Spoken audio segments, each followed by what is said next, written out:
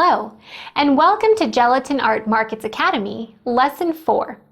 In this lesson, we are going to show you how to draw shapes in gelatin using gelatin art tools.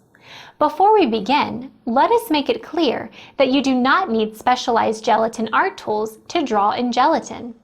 You can use any sharp object to make an impression in gelatin. For example, a small kitchen knife can be used to make a petal.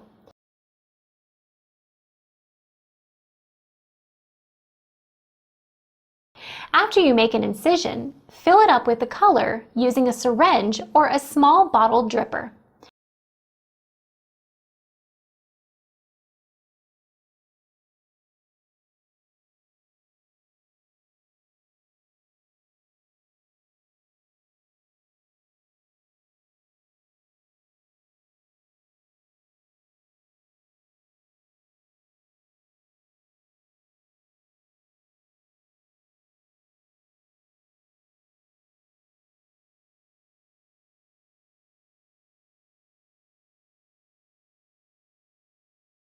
Another way to draw in gelatin is to make a larger hole in gelatin and fill it with liquid color.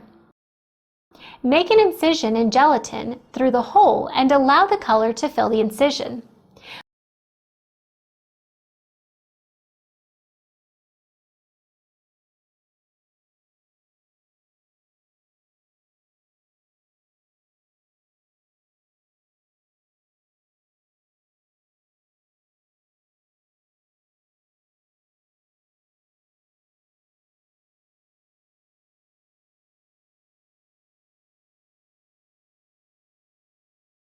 When the color starts to thicken up, scoop it out and fill the hole with fresh liquid color.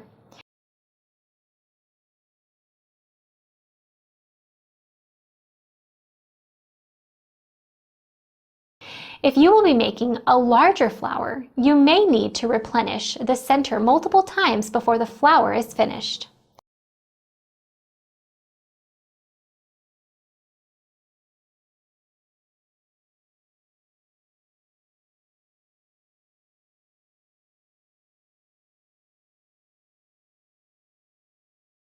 Although it is possible to draw flowers using these techniques, it is much easier to use gelatin art tools that have a predefined shape and a needle attached to it. There are many different tools available on the market. Here are some of the things to keep in mind when purchasing tools. The first thing to look at is the material used. These tools need to be kept in water for extended periods of time and washed frequently. If the tool is made from low-quality stainless steel, it may corrode and rust easily. The second thing to pay attention to is the length of the tool. Short tools will not be able to reach far. Longer tools are better suited for making large flowers. The next thing to look at is whether the needle is attached by soldering or welding. Welded tools may be cheaper to produce, but there are a few shortcomings to keep in mind. The welding process involves very high temperatures that sometimes melt the needle at the welding point. The welding process also requires larger needles that can withstand high welding temperatures. Unfortunately, large needles leave a more visible trail in gelatin. Welded tools are very rigid. Trying to bend the tool to make curved petals could easily damage the tool and cause the needle to detach from the shape.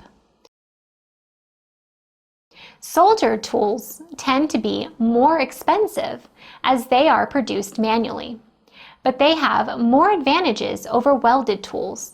They break less often and they can be repaired at home using simple soldering tools. But not all soldering tools are the same. Always check whether the length and size of the needle match the dessert you wish to make. Another thing to keep an eye on is the length of the soldering. If you wish to bend the tool or adjust its shape, look for tools that are not soldered along the whole length of the needle. Only the part that is clear of soldering will bend easily.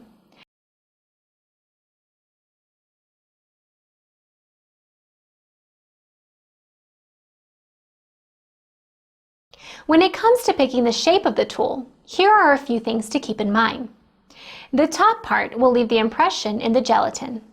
The side of the tool will only be visible if you make a sideways motion. These three tools will make the exact same impression when inserted into gelatin. Look at the top of the tool to determine whether it fits your needs. Generic round tools can be used to make many different shapes.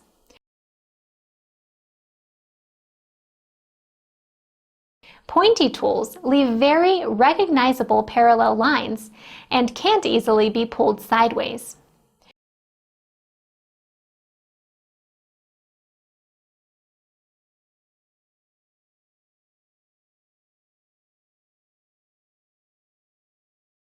Curvy edges leave more natural lines.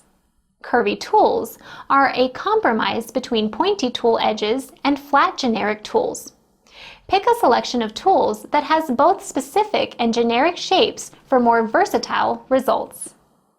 Okay, now that we have covered different types of tools, let's look at how to actually draw flowers using these tools. The first thing to mention when using tools is to keep them in warm or hot water while working. When you insert the tool into gelatin, if it is too cold and dry, it may stick to the cold gelatin around it and your petals won't look clean and sharp after you pull the tool out. Keep a small mug or glass filled with warm water at hand and always dip the tool into it before inserting it into gelatin. Keep the needle facing towards you. Insert the tool while applying pressure. Pull it back a bit before injecting the color. You can practice this movement in your practice container.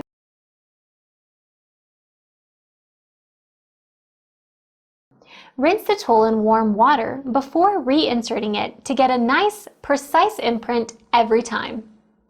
When you remove the tool, you may notice a thin, worm-like shape in your petal. This is gelatin that has entered the needle while the tool was being inserted. The bigger the needle on your tool, the more visible this line will be. You may also notice air bubbles or small chunks of gelatin in your petals. You can easily fix this by filling the petal with more color using a blunt needle. Remember to keep the color base at room temperature. If your color is too warm, most of it will flow out of the petal and you will need to fill it up multiple times before it sets. It also helps if your clear gelatin is cold when you work on it. Keep it in the fridge until you are ready to start working on it. When the color base gets in touch with cold gelatin, it will solidify fast and you won't need to spend as much time refilling the petals.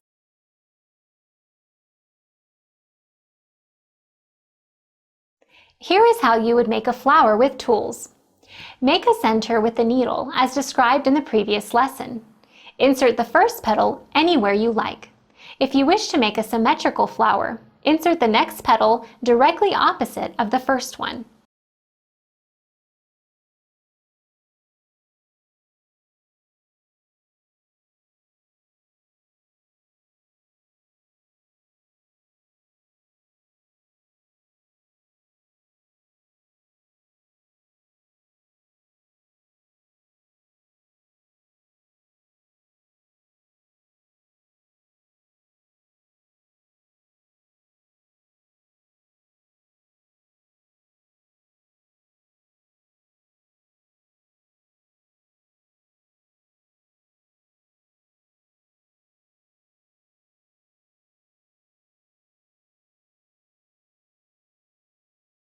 After that, add more petals exactly in between the existing petals.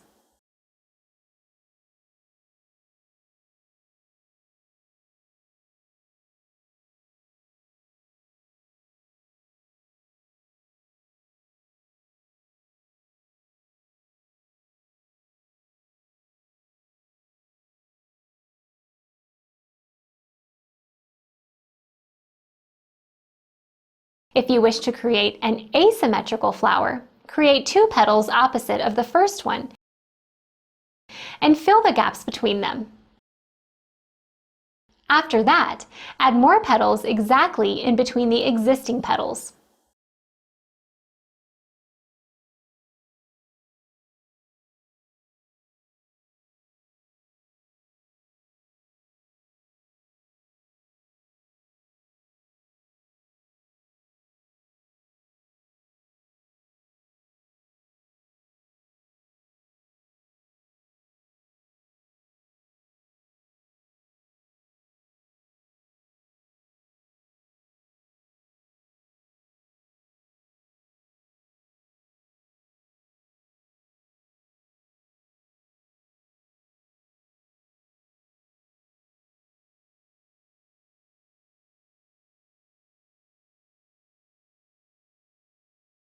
When you move on to the next row, try to insert the tool a few millimeters higher. This will help keep the new petals away from the previous row. Insert the tool at the slightly higher angle and make longer petals with each row.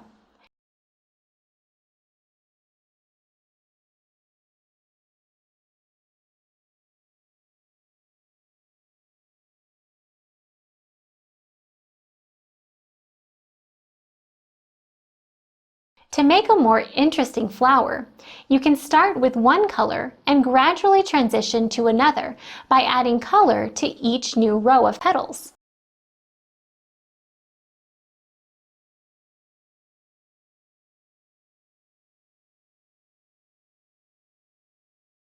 To make more realistic petals, you may choose to bend, cut, or curve your tools. This is a very effective way of making unique and lifelike flowers, but we don't recommend bending the tools multiple times. Bending the tool back and forth can cause it to break. After you have bent the tool, make sure that the needle is still touching the metal shape. If there is a gap between the tool and the needle, you may have problems filling the petal. If you cut the tool, use a bit of sandpaper to smooth out the sharp edges. This is how you would draw a rose with tools. Use the rose center tool to create the first petal.